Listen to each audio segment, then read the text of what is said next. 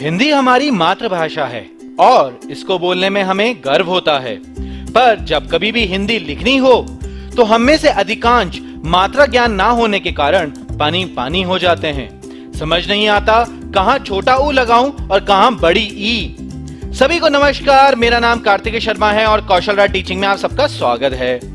आज मैं आपको बताने जा रहा हूँ मात्रा ज्ञान की मेमोरी तकनीक, जिसको सीखने के बाद आप हिंदी लिखते समय मात्राओं की गलती तो कम से कम नहीं करेंगे। हिंदी में मूलतः 11 स्वर होते हैं और यही स्वर मात्रा के रूप में प्रयोग किए जाते हैं।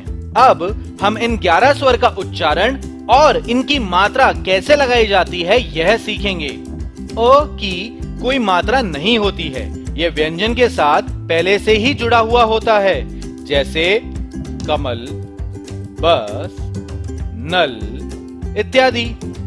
इसके बाद है आ।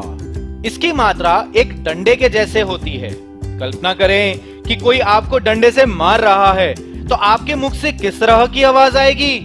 आ आ आ, शायद कुछ इस तरह की।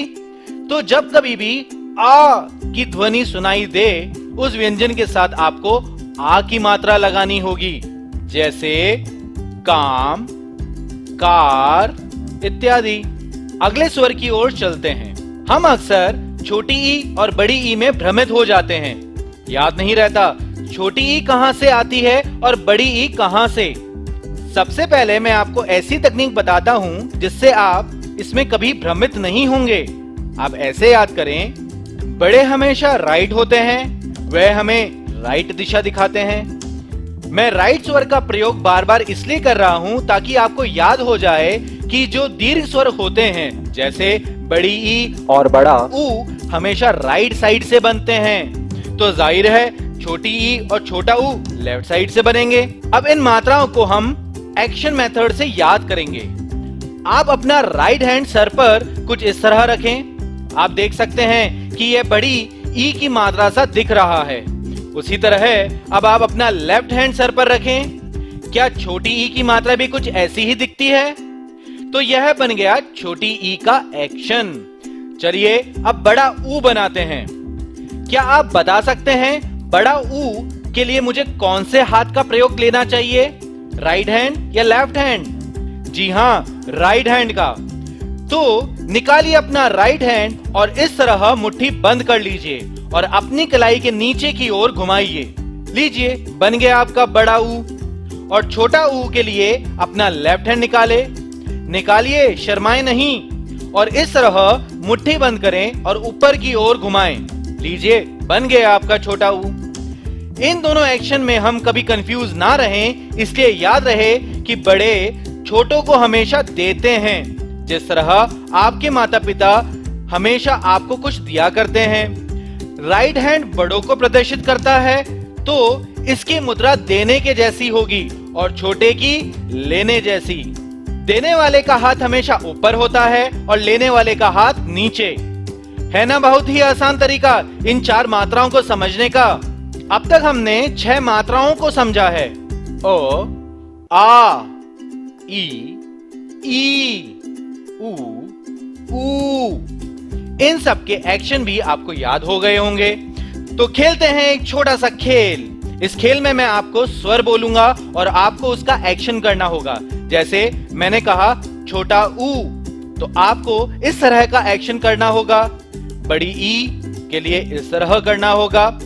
आ के लिए डंडा और सिर्फ ओ के लिए कुछ नहीं।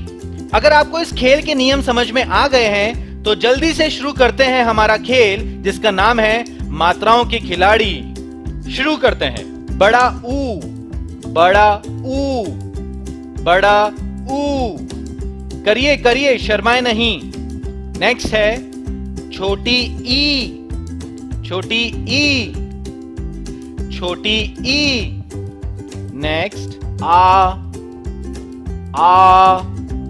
आ।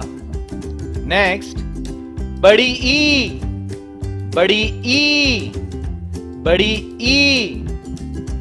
नेक्स्ट छोटा ऊ, छोटा ऊ, छोटा ऊ। नेक्स्ट अ, बहुत अच्छे। में कुछ नहीं करना है। मजा आया? आप यह खेल अपने भाई बहनों या सहपाठियों के साथ भी खेल सकते हैं। चूंकि यह वीडियो सिर्फ स्वर और उसकी मात्राओं को समझाने पर आधारित है, इसलिए इनके उदाहरण हम अगले वीडियो में देखेंगे। चलिए आगे बढ़ते हैं और एक्शन मेथड से बची हुई मात्राओं को याद करते हैं। अगली मात्रा है ए। अक्सर आपने देखा होगा जब कभी कोई व्यक्ति लड़ाई करता है तो वह कुछ इस तरह से एक्शन करते हुए कहता है, ए ज्यादा मत बोल।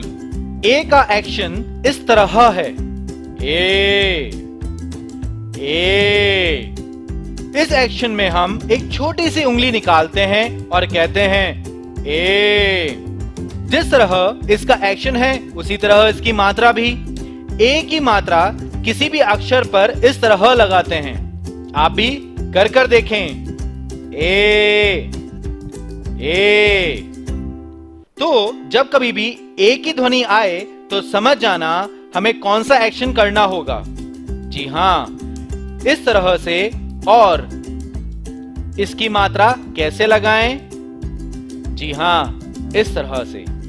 जैसे रेल, रेल, सेब, सेब, केले, केले।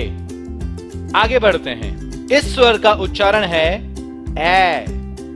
ऐसे ऐनक, थैला, बैल इत्यादि। इसको याद करने का तरीका है ऐसे ऐनक, और आप ऐनक इन दो आंखों पर पहनते हैं, इसलिए हम दो उंगलियों से इसको दिखा रहे हैं। जब कभी भी आपको ए की ध्वनि सुनाई दे तब आपको ए की मात्रा का प्रयोग करना होगा।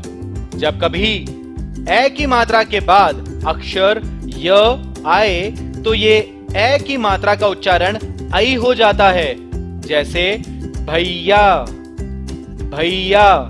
इसका उच्चारण हम भैया नहीं करते हैं क्योंकि ए की मात्रा के बाद य आ रहा है, इसलिए ए का उच्चारण आई किया जाएगा और बन जाएगा भैया।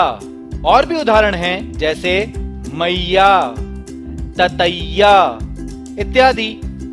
ओ साथी रे तेरे बिना भी क्या जीना।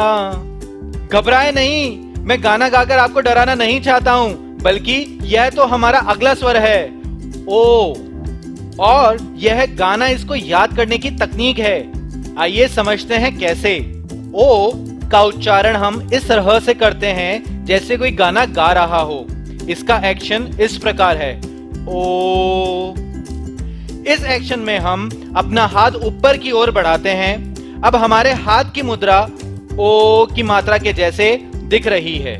तो जब कभी भी किसी अक्षर में ओ की ध्वनि आए तो आप इस तरह के गाने की मुद्रा बनाकर ओ की मात्रा का पता लगा सकते हैं। जैसे कोयल, चोर, मोर इत्यादि। अगला स्वर है ओ। इसका उच्चारण इस प्रकार है, ओ, ओ। इस स्वर को आप इस तरह याद करें। सोचिए, एक दिन कक्षा में जब टीचर आपको पढ़ा रही थी तब अचानक से दो बच्चों ने सभी को परेशान करने के लिए कोरोना कोरोना चिल्लाने लगे। सभी बच्चे कहने लगे, ओ गंदी बात, ओ गंदी बात। टीचर ने आपसे पूछा, किसने प्रयोग किया यह शब्द? आप अपने दोस्त का नाम नहीं ले सकते थे, इसलिए राइट हैंड से टीचर को ऐसे इशारा किया, ओ इन्होंने किया ये, ओ इन्होंने किया ये।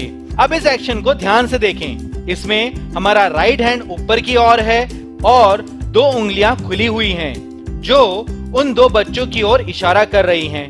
इस तरह आप स्वर ओ की मात्रा को याद कर सकते हैं। जैसे पौधा, लौकी, औरत इत्यादि। इस तरह एक्शन मेथड से आप यह 10 स्वर की मात्राओं को याद रख सकते हैं। री की मात्रा के लिए हमने अलग से वीडियो बनाया है। आने वाले वीडियोस में हम हर एक मात्रा के बारे में विस्तृत रूप से जानेंगे। तब तक आप इन मात्राओं का अभ्यास करें। यह वीडियो अंत तक देखने के लिए धन्यवाद। वंदे मातरम।